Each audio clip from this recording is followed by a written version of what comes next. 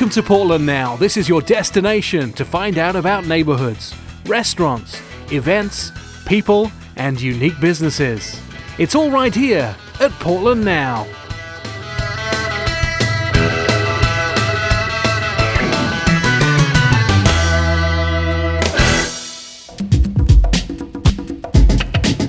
On this week's show, we'll visit a Southeast boutique that'll fit you for your new favorite dress.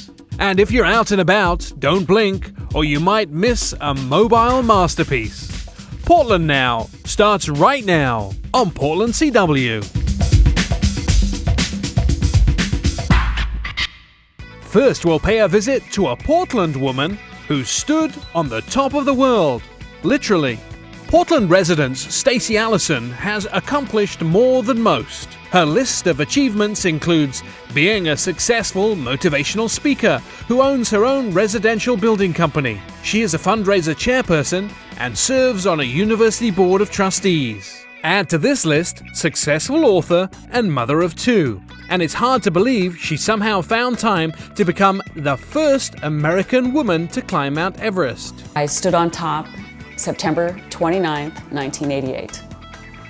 I started climbing my first year of college, and I went rock climbing down in Zion National Park and fell in love with it. Then I learned how to ice climb and snow climb here in the Oregon Cascades. And then I started climbing in Alaska, and then I climbed all over the world. I was an elite climber. It took 12 years before I finally got on Everest and made it to the top of the mountain. Over 29,000 feet, the peak of Everest is as high as the cruising altitude for most commercial airliners. Factors like ultra-low temperatures, 100-mile-an-hour winds, avalanches, and altitude sickness have allowed the mountain to claim 210 lives since the first attempted summit in 1924. In fact, Stacy's first climb was not successful. My first attempt on Mount Everest was a failed attempt, and part of the problem is that we were a very elite group of climbers, and there were 5 women on the team. We all aspired to be the first American woman to reach the top. There was a lot of conflict and competition around that. We were also in competition with the men on our climb because they were afraid they would have to give up their chances of reaching the top to accommodate us.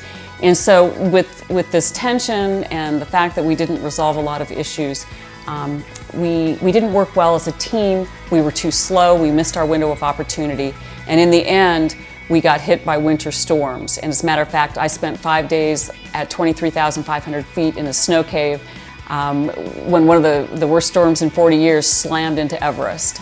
Stacy's travels have taken her to some of the highest peaks around the world, and her experiences have provided material for 2 books. Beyond the Limits is an exciting tale of her triumph on Everest.